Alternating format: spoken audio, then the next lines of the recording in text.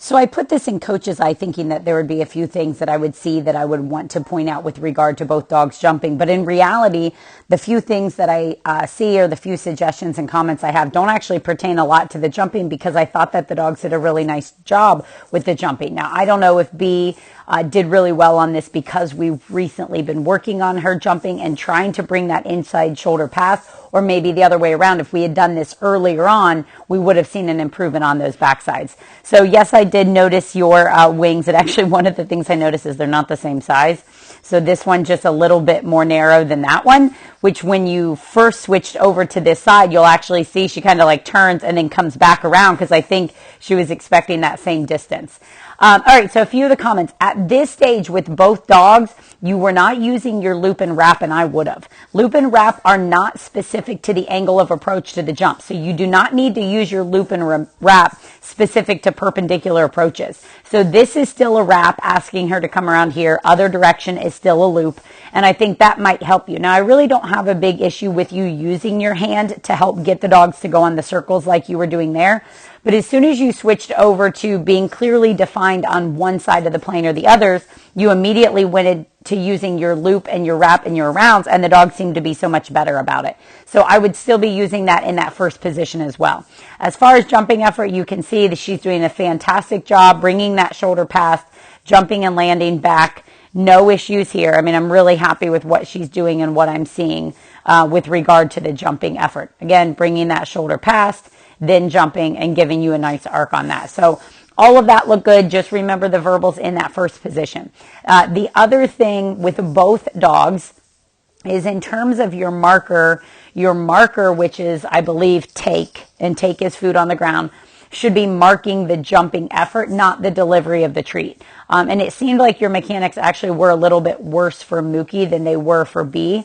But you should be saying take the moment they clear the bar, and try to be saying before you lean forward or put the food on the ground. And what I'm seeing is you're getting a jump, they land, then you're saying take and tossing the cookie. I'll point it out when we get over to Mookie, and there's that whole timing that I'm not really sure at that point that the take is meaning a lot, because it's not happening as soon as he jumps, and then you're leaning in and putting your hand out before you say take. So he's really cueing more off of the hand cue. The only thing I'd say is B seemed to get a little bit tired here.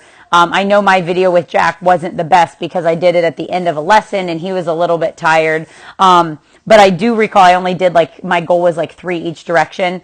So just keep those sessions short. And if you see that she really starts to get tired with the bending or the jumping, take a break from it. I think when I worked with Leslie Ide and doing Swift's conditioning, she just had me do 5 to the left, 5 to the right, and that was it in any one given session. So I'm sure, not overdoing it is more valuable than doing too many reps. So she just looked tired at the end. That's all. You can see she's going a little slower there. I think that affects when you switch over to a sequence, as well as now she's fresher and wilder, and then the jumping goes out the window. So here with Mookie, same thing on this position. Use your left, use your right. But watch what happens here when he jumps. Oh, let me go back to when he fixes. So he jumps here, front feet land. That's when I should see take. So watching your mouth, that's when we should see take. When the jumping effort has happened and the bar stays up. All right, now keep an eye on your mouth.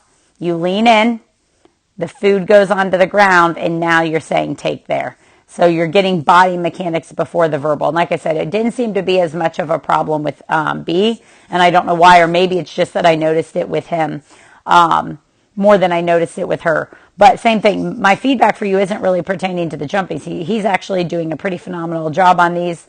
I don't know why I would expect anything less. I guess it's just because I don't get to see him do as much agility. But same thing with him. You can see when he comes around, inside shoulders. Well, that's a bad one that I paused on. Let me go to another one. Inside shoulders coming past. All right, so we kind of want to look at that leg sticking out. Front end is coming past that, and then he's jumping. So it's giving him a nice round bend, landing, and cutting back. So again, jumping effort looking good. Just use the loop and wrap even when you're parallel to the plane. That'll allow you to get rid of a little bit of that kind of hand cue or that hand flip to get him going. And then just watch on the markers.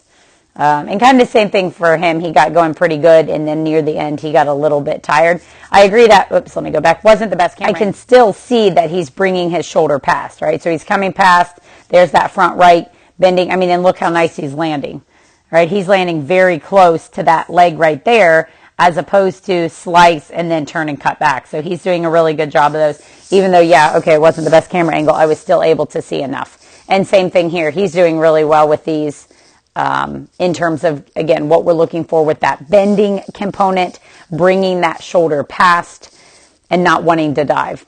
And some of these, he actually looks to seem almost a little bit more effortless than Bee does. Or I guess he kind of moves out of it a little bit more and curls through.